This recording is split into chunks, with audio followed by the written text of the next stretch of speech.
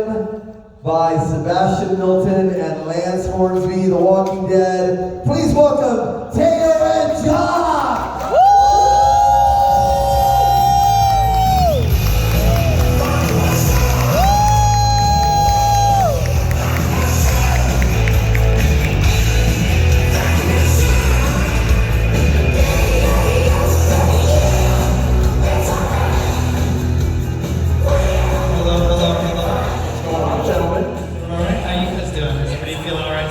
Yes. Yeah.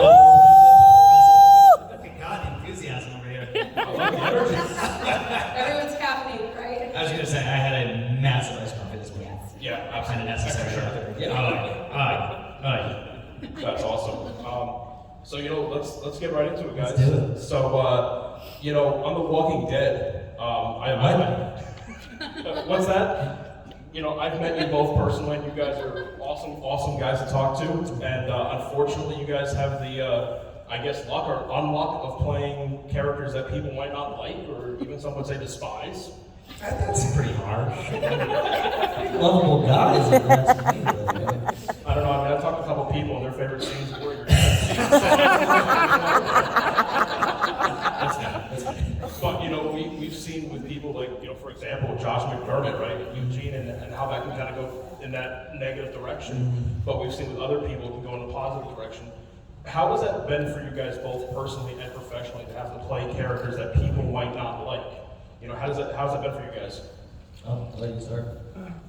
Well, it's funny because when you're playing a character, you sort of have to get in their mindset, right? And when you're in someone's mindset, you see everything from their point of view, and no one thinks they're a villain, right? They're all just doing what they think is right and what they want to do. And so when you become a real defender of your character. You start to kind of rationalize things they do, and so you sort of forget how they come across to other people. Sometimes some people will say like, "Oh, I can't believe you did it." Like, what do you mean? Why wouldn't I do that? What else would do? And so you don't take it personally, but you sort of forget that people are not watching it. They don't have your point of view. Yeah. I mean, it's sort of an interesting lesson in life because you sort of look around, obviously, especially right now in this country, there's a lot of polarized things, and you forget like how hard it is to see things from other people's point of view, and it becomes sort of a lesson in like, oh right, everyone kind of people think differently sometimes. And I haven't had any personal. I mean, no one's come up to me in the street and like spat at me or anything. Yeah. But it's often more interesting to play characters that bring out conflicting emotions in people because it means they're like real people. Yeah. No, I completely agree with that. And kind of to piggyback off of that, kind of my philosophy is just that unless you're playing like a demon from the seventh rung of hell, this isn't like an evil person by their metrics. They are making very rational decisions. They're the heroes of their own story. Exactly. Yeah. They are their own protagonists, and therefore I think it's incumbent upon us to find the justification why the method to their madness. So on the personal level, on like the acting side of it, was great. I hope this is wood because I'm going to knock on it. But so far, as Josh said, nothing but positivity. People have been able to separate that, which has been fantastic. And I think the number one thing is people saying like, "I love to hate you," but that means you're doing something right. Right. Yeah. You did your job. Yeah. I'm very grateful to say. That's one thing I always say is, like I said, I met you guys before I met, and you guys are awesome, and I know that you guys are good people, and I give you guys so much more credit because it's easy to go up there and play a character like, Norman Reedus playing Daryl, because everybody loves Daryl, right? But you guys are going up there, and you have to essentially portray a character that people might not like. Mm-hmm. And so I give you guys the utmost credit for that because of the fact that you have to play a character that it's literally your job to make people not like them. So, kudos to you guys. I think you guys did a phenomenal job of that. Thank you. Yeah, absolutely. So, this is something that actually happened to me probably about 2 days before I flew out to the camp. But over the past however many months, I've actually been binge watching one of my other favorite shows, Law & Order Special Victims Unit. And I got to, I think it was season 21, yes. I believe. And I'm sitting there and I'm watching the episode, and it's like the beginning that describes the attack and things like that, how the police get involved. And this girl's in the back of a ride share. And I'm looking and I'm like, why does that guy look so familiar to me? And I'm like, I had to back it up and I'm like, is that Teo? I quickly went to IMDb and I was like, holy hell, it's Teo. So, you know, sneak in there. yeah, you know, I saw that and I was like, well, that's pretty cool because, you know, not only are you a part of the fan base of The Walking Dead, but now, you know, that was also you joining one of the longest running TV dramas. How was that for you to not only be part of one large fan base like that, but also be part of a second one? Oh man, I mean, it's so interesting with those kind of shows because it's just a completely different style of following, a different style of shooting. I mean, you talk about something like that, it's what's called the procedural drama. Yep. Walking Dead can take about 2 weeks to shoot an episode. They take their sweet time with every little detail. Something like that is a machine in actually in the best way possible. They've been doing it for that many seasons and churning this kind of stuff out. Therefore, you're creating that entire episode in like about a week. Yeah. And you're just moving through it. You meet those kind of people like Mariska Hargitay, who've been on that forever, and is now a producer on that. And that is one of those people that is just like simply like a genius, a savant of like how to create that kind of content and do it week in and week out. And it was, I mean, truly just like a masterclass to watch. There's multiple times where I was on those sets and just being like, right, I have to do my job as well, not just watch really good actors do their jobs. I have to do something. Was it intimidating at all to work with someone like Mariska or Ice-T, who've been on there since basically the beginning, or was it more organic than did it flow better than that? Mariska is one of the warmest human beings, but is like one of those energies that just commands a room. Like she could walk in right now during the Walking Dead panel, and we'd all still be looking at her like, all right, we don't need to talk. I'd like to get up. That's and I would get up. All right, this has been great. Thank you guys so much for your time. I'll see myself out. I've had a crush on her for the past 20 years. America has had a crush on her for the last 20 years. Ice-T is one of the most fascinating human beings I've ever met in the world. He made one of the most interesting decisions I've ever seen a human do, which is he showed up to set with a Subway sandwich. Power move. Like, well, and again, like, this isn't about the money, because I imagine that he's got at least a little cash. Oh, yeah. And there's a craft service on set, so like, it's not like he's like, oh crap, there's no chance I'm gonna get food. This man just wanted a Subway sandwich on his way to work, which I was like, you know what, fair play, I respect that. I hope to be in a position someday in the 21st season to be like, yeah, I'm gonna Subway sandwich. Those shows too are like, they're the lifeblood for New York actors. Oh, yeah. You know, we've all, I mean, I've done all of them at some point. And Well, and I feel like it's by now it's that thing of like it's like you know that the badge line. It is. New York It actor. is. It's a real rite of passage for New York actors and they just keep, you know, because a lot of people do theater and it's like doesn't really pay much and they get to do a couple of those here and there and then it's like they'll get your insurance and like they're really those shows have done more for New York actors. Yeah. So, you know, Lance, you were, Jesus Christ. Josh, see, I do that all the time. Josh, so you were on Law & Order also.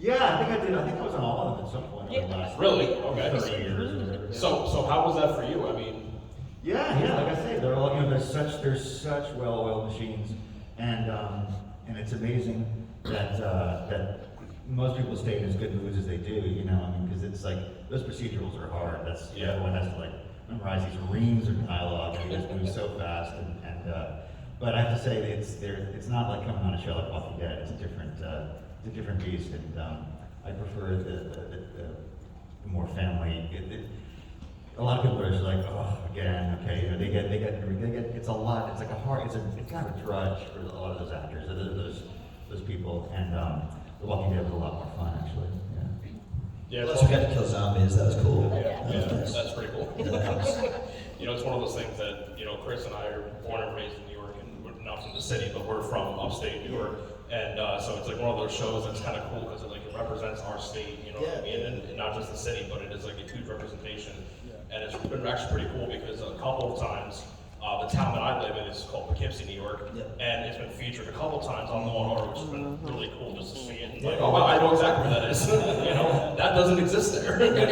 You know, there was a guy who was at law school, and they were investigating the lawyer for, you know, whatever. And so it said it was on, you know, Wilbur Boulevard in Poughkeepsie, and I'm like, okay, well that's like right next to my high school, but there's no law school there. Yeah. You know, there's like a park, a big park, and that's it. So that's been pretty cool. So, sorry, my voice tries party too hard, I guess.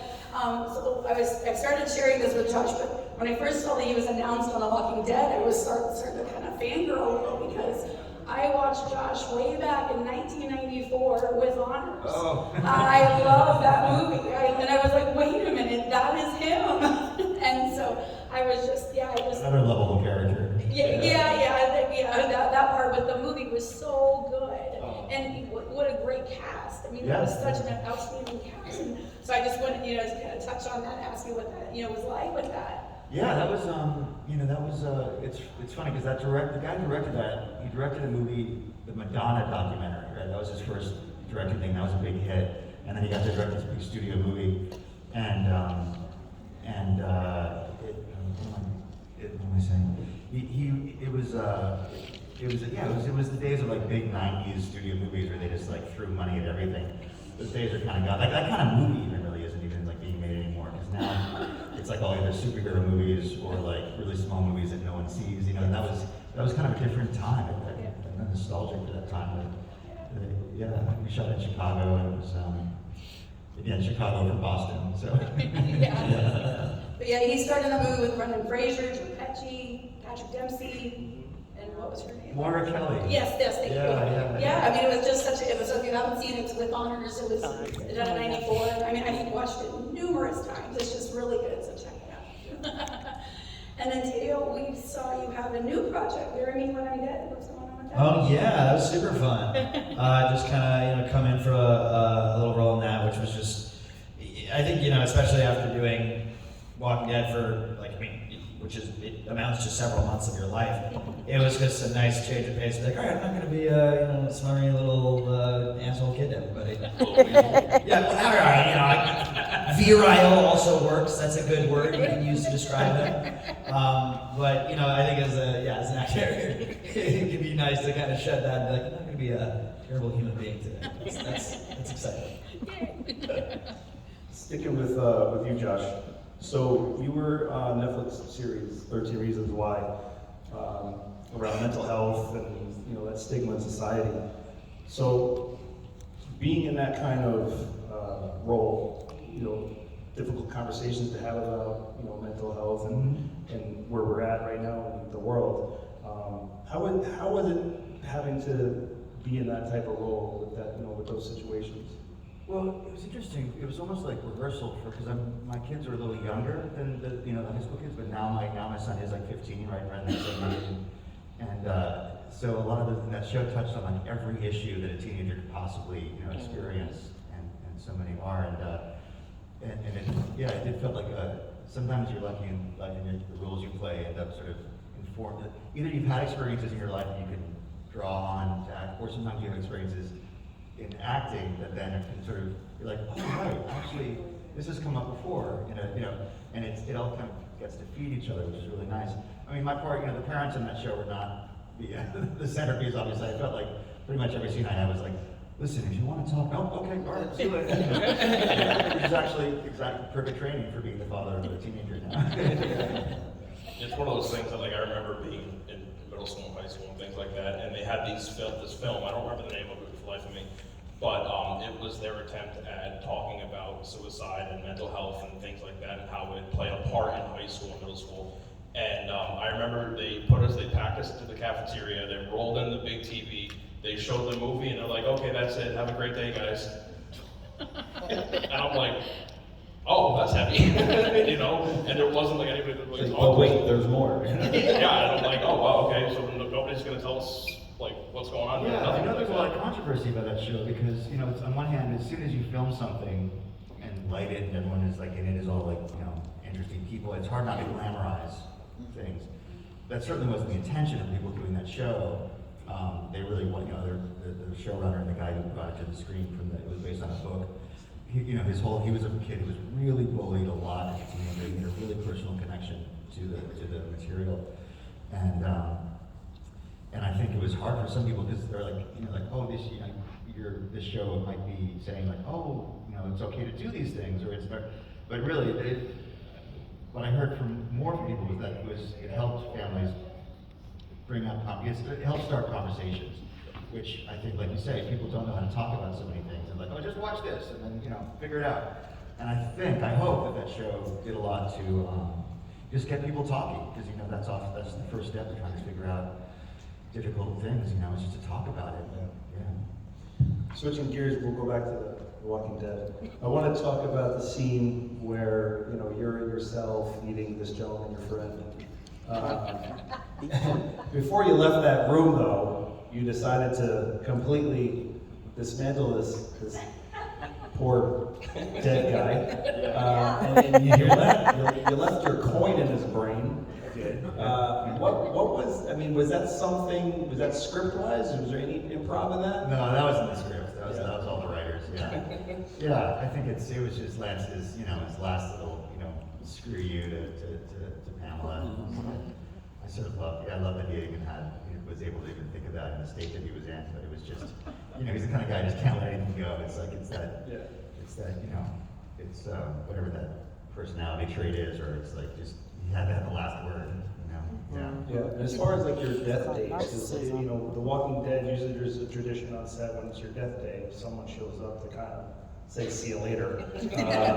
So do you guys have any good death day stories about who showed up or anything like that? Yeah. And so Andrew Lincoln, I think, started. I mean, I don't know if it was him particularly, but he was such a supportive company in the beginning, especially, and they would all show up on days they weren't working to sort of support the other actors. And so my death scene was in a night shoot in the freezing woods. I was like, oh, no one's gonna come. But then I see Josh McDermott walking through the woods, and I was like, what are you doing, man? Because I actually didn't even really know about the tradition. He told me. I was like, he's like, oh, I'm just coming to, I was like, oh, I was so touched. He's a great guy, and I was really moved by that, I mean, not everyone showed up, but it was a nice shoot. And I mean, I guess there still is a question too, because you were killed, but it wasn't a headshot. The arrow went through the neck. So we still really don't know if you're dead, but are you dead? Am I dead? But did we really see him die? Like, that's my question. Like, I know we saw the arrow, but there was a funny article you did, or a story you did, where you were talking about the blood in your mouth. Oh yeah. The final scene where they had to pan up and you had to time this blood. Yeah, well, it was because it was the end of the night and they had to stop at a certain point. This whole last season they did this thing where they wouldn't take lunch. People would just kind of grab lunch whenever they could, but it meant that they, union-wise or rule-wise, they had to pull the plug on shooting exactly with the 12 hours from when they started in the morning. And so you could never go over, even if you were in the middle of a scene, in the middle of a shot, we had you're done. You just pull the plug. And so we had literally like 5 minutes to get this one last shot of the crane with you dying. And so there was rush, and I had this rig here with like blood pumping out of my neck, and right before they shot, they filled my mouth full of, their proprietary blend of, they have all these different kinds of blood that they make. Yeah. And then they took a while, and I had to keep it in my mouth, and then they weren't quite sure like when they were gonna raise it, and no one told me like how long the camera was gonna be here, and then when it was gonna raise, and I didn't know when to spit the blood out of my mouth, and I couldn't ask because I had a mouth full of blood. Kind of like at the dentist. So they say action, and like the camera's just staying here, like waiting for it to pull up. I'm like, when's it gonna pull up? And finally, I was like, I just gotta spit this blood out. And they just had one take to get it, and they got it to the top, and you're sort of waiting to hear if it was okay. And they're like, okay, we got it, and they just everyone ran out, and I just got up and all sticky, covered with blood. And my dresser, we had these wonderful people who always, right before you film, they're like, okay, your clothes in the right position and the button's done. And she came up to me and she was very sheepish, and she said, Josh, I'm so sorry, I have to. I was like, what? She goes, look, and she has a continuity picture that she'd taken, and my zipper was wide open. And I thought, oh no, we have to do another one. And the director was like on a golf cart driving away, and I was like, my zipper was gone! I realized she thought I was joking. And there was a whole discussion about like, well, are we gonna have to fix it digitally and go into post? And then I thought, I thought about it, and I just thought that's the perfect ending for Lance, because for someone who cares so much about his appearance. Yes. And I thought it's the ultimate headspace you were in during that time. But I mean, it's so dark, you can't really tell. I like that it's. And I really hope somebody from AMC, like a budget had to be put to like actually doctor that frame by frame. Right. So guys just work. All day, just looking there. Imagine that memo at AMC. Guys, we have to check the zippers from now on. Before they move. It's quiet on set. Zipper's been checked. All right, yeah, we're ready to roll. All right, roll. So Teo, how was your death day? Oh my God, it was so much fun. I mean, well, which death? Good point. Good point. But I kind of count the first death as the death day. True. Yeah. And it's a very weird, huge amount of just like moving pieces, and kind of similarly, it's like you really get one shot of this thing because obviously a show like this, you think, oh, they have this massive budget, like they can just do whatever they want. It's like at the end of the day, there still is the factor of time. So the prosthetic for the neck, that takes about an hour and a half to put on. It takes about an hour and a half to take off, cleaning off the actor, all that kind of stuff. So there's some point where we're getting ready or closer to doing this, and somebody's kind of like, yeah, so get this in the first shot, right? I was like, oh, cool, yeah. What? Just out of curiosity, what happens if I don't? Let's get this in the first shot. Yeah, cool. Yeah, nobody taught you that one in school. But let's hope for the best. And it's just, it's intense, but by that same token, I feel like so much of the acting is done for you because I look down and there's blood coming down the side of me. I turn around, there's a very real-looking zombie behind me. It does a lot of work for me. And I mean, you did a fantastic job yourself as a walker. Absolutely. Oh, Absolutely fantastic. How was it like when you had to roll around and you're crawling it up and down? Really? You think it's so sticky, I'm sure. Oh man, I had the time of my life doing that. I won't lie though, that last shower, I was pretty happy to like both metaphorically and physically, all of that off. It is super fun, but I'm sure you can attest. You find like flakes of blood on you like a week after you're here. I mean, I am a fairly diligent person with washing. It wasn't like I was just stopped washing after that. You're still doing it, and somehow you find that stuff. Yeah, it's always funny because they'll do one angle and then they say maybe like a 5-minute break while I set up the other angle. And sometimes you want to like get up and go do something, but you're like lying there and you're just covered in blood, and like it's actually more trouble. It's like they say, do you want to get up? And you're like, I guess I'll just stay here. So you're just like sitting there waiting while they set up the next thing. You're just like you're standing there, you're like, this is my job. Yeah. And yeah.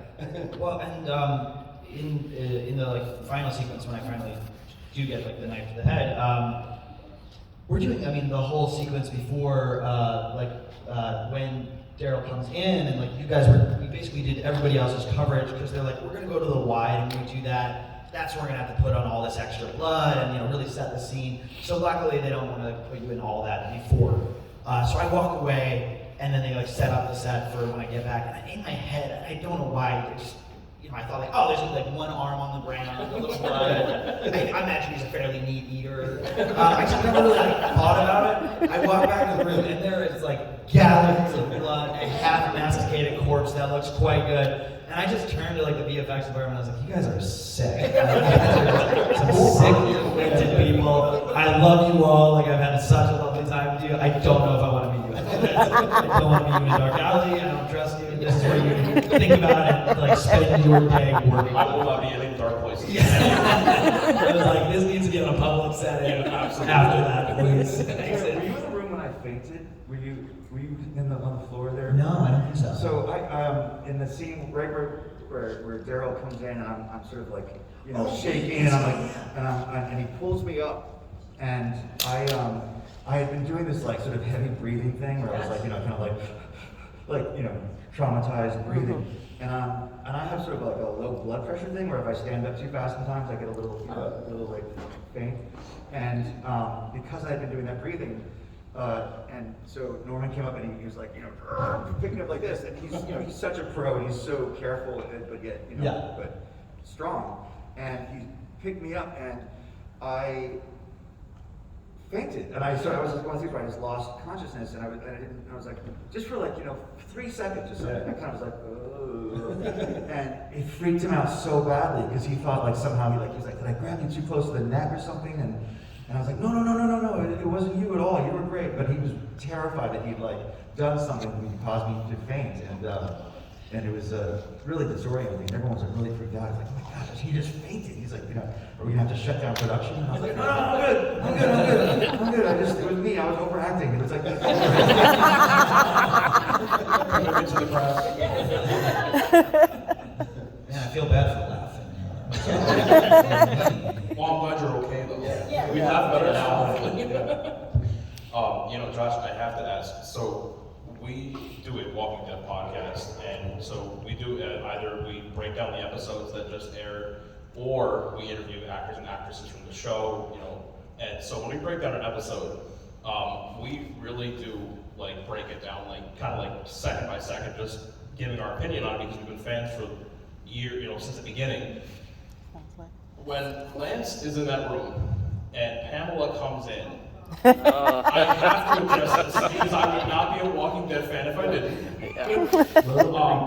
The scene with her hand in your mouth, and then her with reaching into your pocket.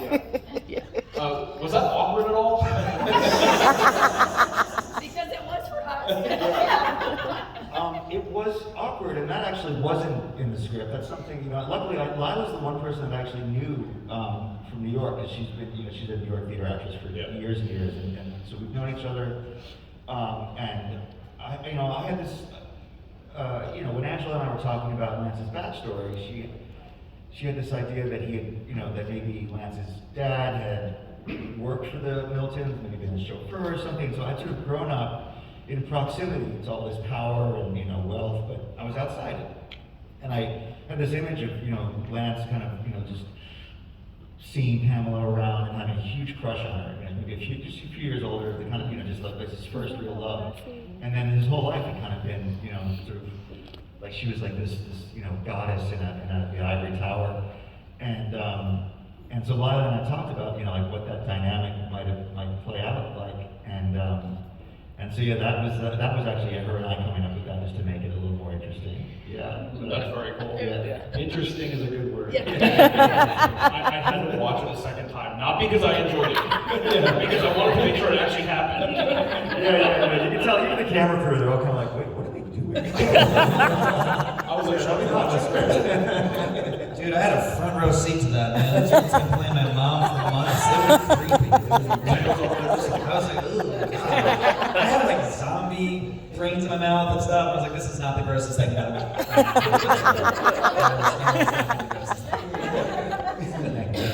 You're welcome. That's awesome. Even dead, I don't like you. So, some final takeaways from your time on the show. Any favorite moment? Like, I know it's hard to always pinpoint one particular one, or maybe somebody cracking a joke or anything like that. Practical jokes. I would just always kind of like walk up to Michael James Shaw and try to make him laugh. So like the first, I think I've mentioned this one a few times, but literally the first day I met this guy, do not know him as well, and he's in the full Sherbrooke armor, and I'm walking behind him, so I have a very great view of his posterior. And at some point, just like, damn man, I hate to see you go, but I love to watch you leave. I got laugh at him. I did my job that day.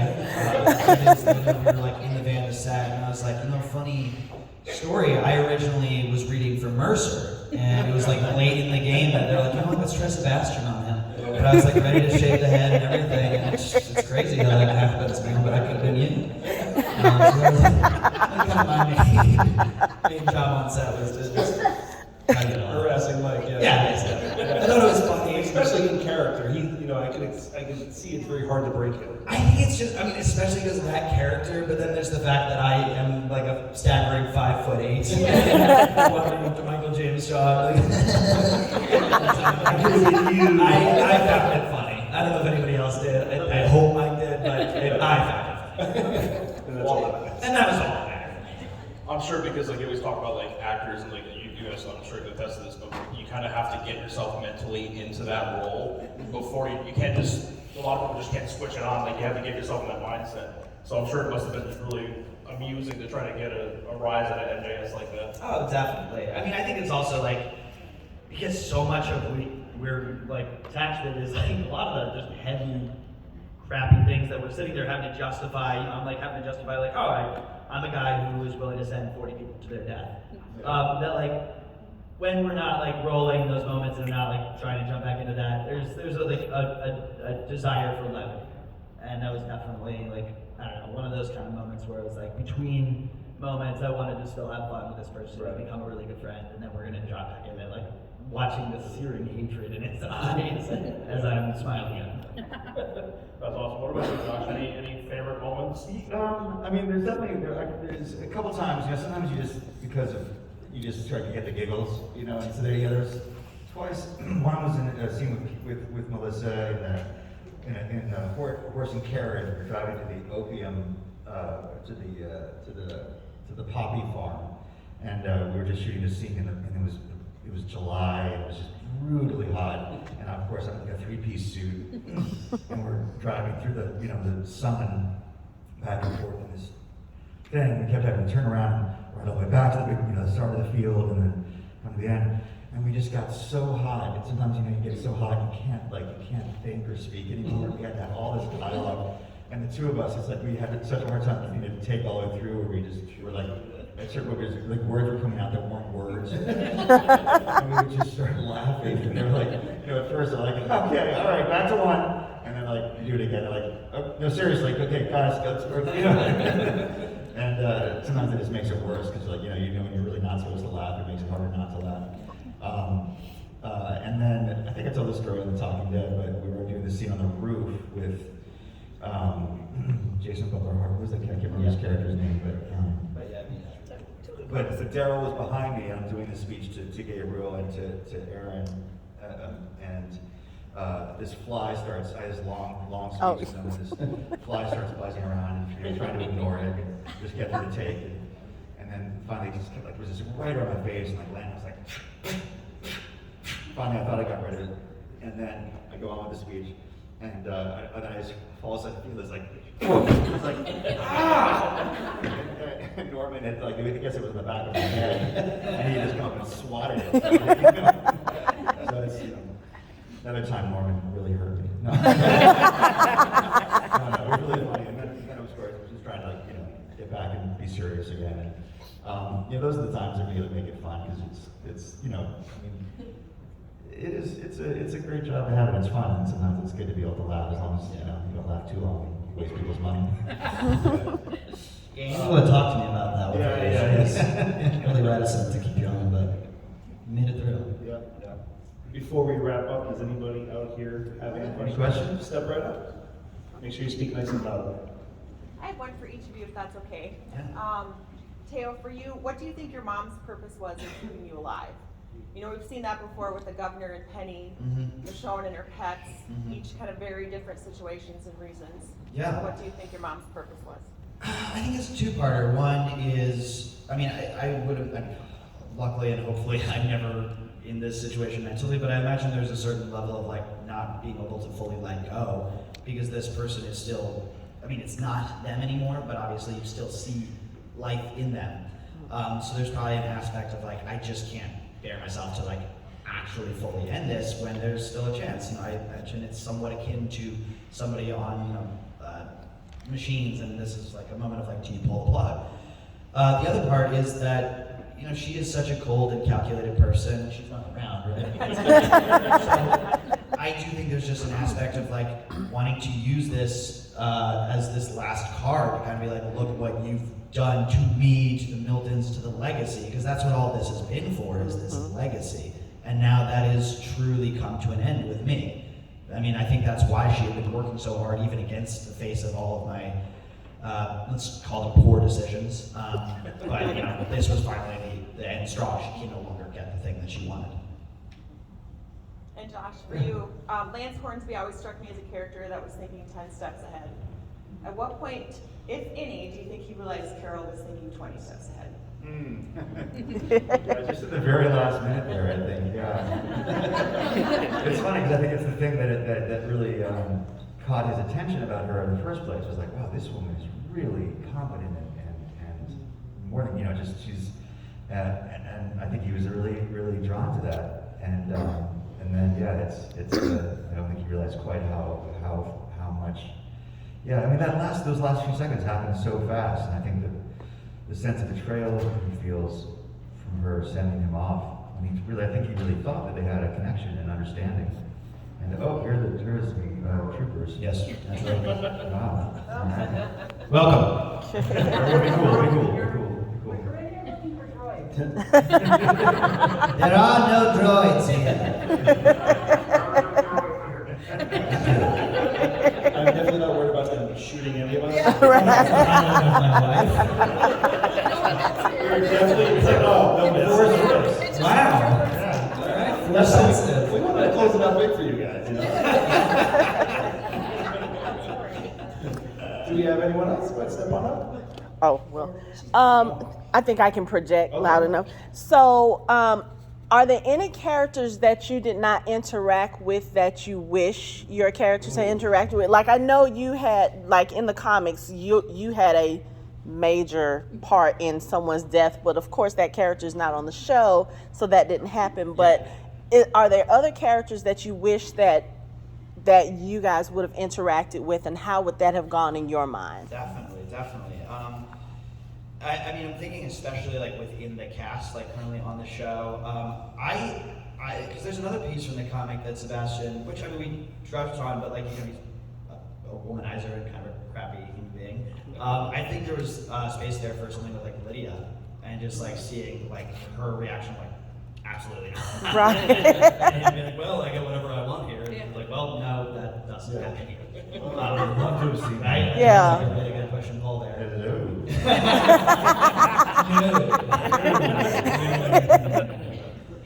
And then just Ross, because I love the bejesus out of that guy. Yeah. But I think there's something about his character and just like how unflappable he is, and him trying to like keep it together around somebody as, you know, smug and repulsive as Sebastian, and Right. yet still have to, you know, maintain his decorum that I think he tries to hold on to so much of the time.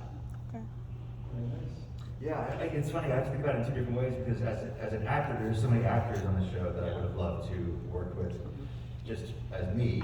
I mean, Denai and you know, Andy, obviously, and people that I would have just admired so much that I would have loved to get to do scenes with them. But character-wise, I'm trying to think about like who Lance would have been interesting to see with. I mean, I kind of wish I'd had to do something with Negan, you know, just to sort of see how they would have.